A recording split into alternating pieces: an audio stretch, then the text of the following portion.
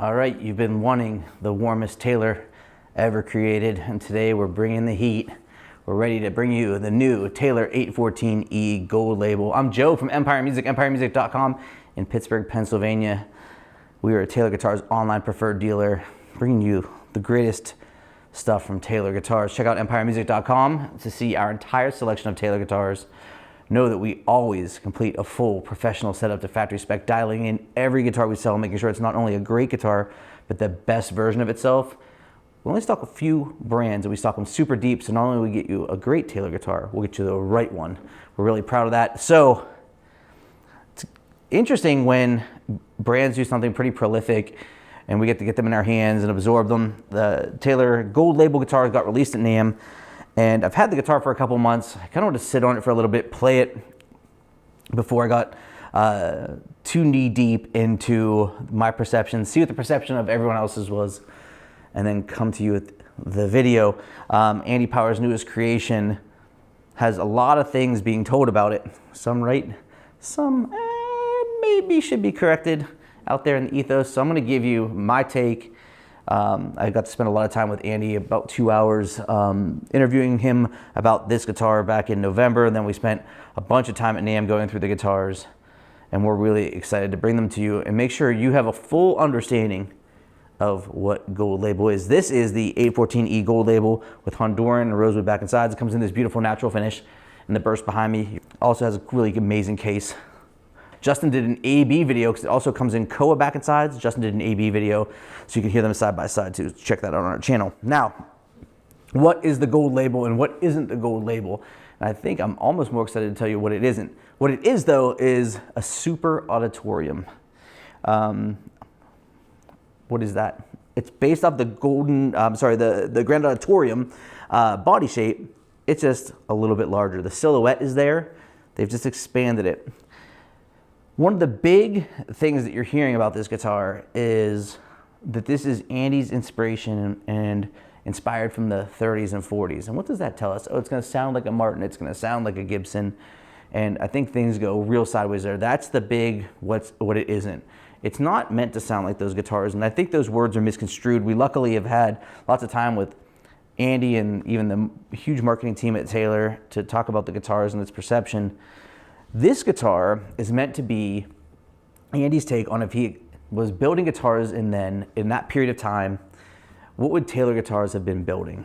And that is a much, much better reference to explain what we should experience. What is Taylor? Taylor's a super focused, hi-fi sounding guitar, incredibly playable. And I'm going to really incredibly playable and hi-fi are going to come into this. The playability is a massive part of this design and a next level design in this particular guitar.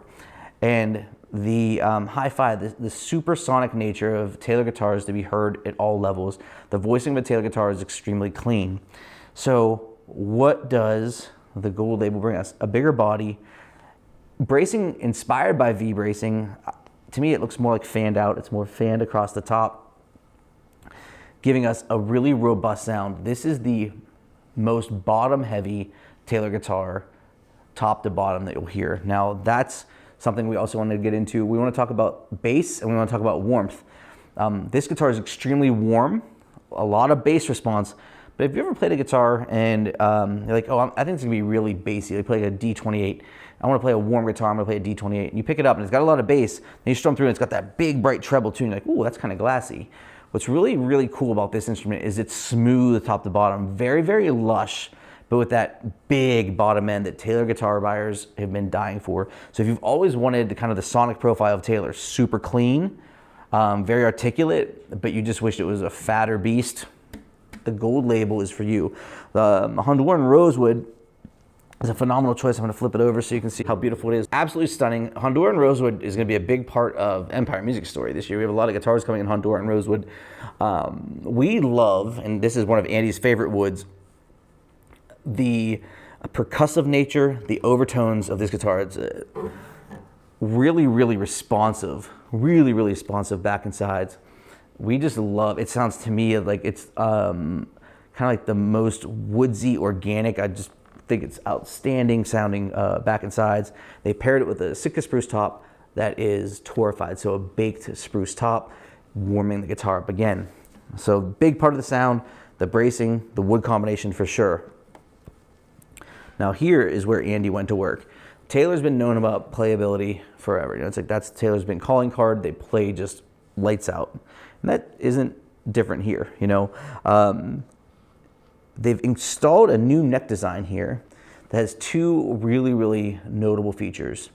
One is the one that you're all gonna wanna talk about, the action control neck. What is the action control neck? As we know, Taylor uses a bolt-on neck design that has shims on it, right? And if we wanted to reset the neck of a Taylor, meaning change the neck angle, we have to understand that if you think of those vintage guitars that have glue-in dovetail neck joints, over time, the strings pull that headstock forward, and one day your neck is straight, but your strings are kind of high. What do we do? Cut saddles until we can't do it anymore, and then we have to steam that neck off and put it back on, and it's very invasive and expensive and slow, and you can't do it you can do it once in the guitar lifetime. You can't keep doing it over and over. Whereas the bolt-on neck has always allowed Taylor to adjust, Taylor owners to adjust their guitar through a tech like ourselves, and we get it dialed in. What if I told you that the action control neck had a tool that just went right inside and you could do it yourself? You could micro adjust the angle of the neck. So if you play lighter, heavier, you want a little bit more height, you want a little bit less height, you can do that there. Now that's the big story. Now I'll tell you, I think that is a revolutionary design and really, really exciting. What we should be really talking about though is the long tenon neck design. This neck joint is married deeper into the body. It's a long tenon, giving the guitar a ton of sustain and tone. That can't be understated. It's not as sexy to talk about, but it really just marries the body and the neck more deeply and more intimately, allowing for more robust tone. Of course, we want to be able to adjust the neck every way we want. No matter what Taylor guitar you have, it has one of the most adjustable necks on earth. I mean, it's just very easy to adjust with shims or without the action control neck. Super adjustable. The excitement of being able to adjust your own guitar tilt is cool, but what is really, really bringing this guitar to another level is this connection here of the neck and the body, and it allows that super fat tone that you heard at the beginning of the video. Now we have an ebony fingerboard, but if you look down here, we have another change. We have the Honduran Rosewood bridge. Kind of ties that into the sonic reference point that Andy's trying to deliver here. So really, really important. Go to 510 tuners. And obviously the aesthetic, I mean, Taylor changed the logo here. The pick guard's different. There is a different aesthetic. If anyone's ever talked to me here at Empire about guitars, I always say it goes look, touch, tone, because if a guitar doesn't look beautiful and it look exciting to play, you're not going to want to pick it up. Then you have to feel it. Does it feel good? And then how does it sound? I think those are the 3 steps of falling in love with a guitar. And the visual here is very beautiful, super classic. I like that they didn't overdo the inlays. It's not just like this huge bedazzled instrument where it's top to bottom. It's just this really heavily inlaid instrument. It's just very classic looking, tastefully done. I think this guitar will look cool in 100 years, which is a great testament. I also wanted to show the natural version in the video, mainly because the baking of the top really adds this crumbly look to the top, warms it up, so it just does this mature looking visual, which I love. Kind of ivory binding, but it's wood purfling. There's some really beautiful aesthetics here, and we have tons of beautiful shots on our site of the guitars. Everyone, of course, individually serialized, so you're never looking at stock images. But ultimately, what we have fallen in love with this guitar is that it gives you kind of like the rewind machine in history. That, hey, if Taylor was building a guitar, what would they be doing back then? I think this is an honest representation of that. It keeps to the core of the playability of the instrument. It keeps to the core of the ability to uniquely sonically deliver super clean sounding guitars, hyper responsive, just fatter. And they don't lose the clarity in delivering the warmth, which is really, really impressive. Now, if you watch the videos that I like to do 2 things: dynamic range and the mids of the guitar. And I think we're gonna see 2 really, really important things here. Because of the body shape, the guitar is extremely powerful. So the top end volume is amazing. That's great. This guitar sounds lights out with the light attack, which is fantastic. The mids of the guitar have so much body, and you'll hear that as I play through the mids. You'll hear those treble notes. They don't have that glassiness that I think people associate rightly or wrongly with Taylor. I think Taylor sometimes get labeled the bright guitar, and it's like, that's it, and it's bright. I've always kind of held the line that the guitars are more defined, more even, and you get that separation. That's why it feels that way. But if you say it's bright, it's bright. It's your interpretation. I will tell you, you won't feel that this guitar is bright. Very, very full sounding. So let's go ahead and do the dynamic range of the instrument, and then the mids, and we'll see what you think.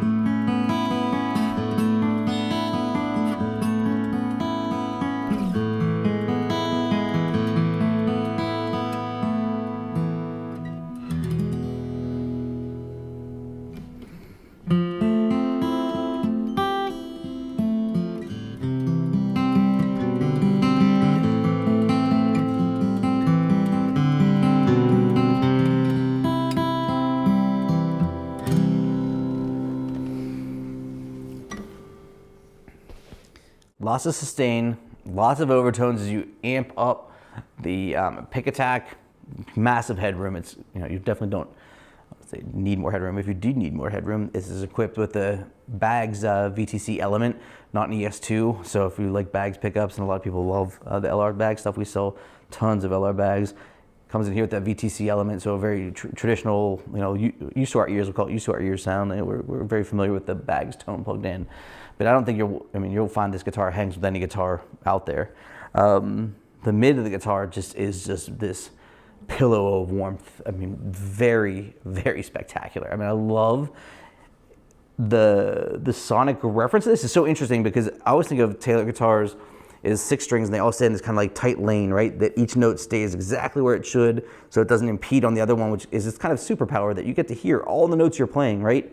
But if there's any pushback from players, it's like, oh, I wish it was warmer. It's like Taylor basically took those notes and spread them out and made them wider to give them that body, but it didn't blur into the next string, which is just so unique. And definitely,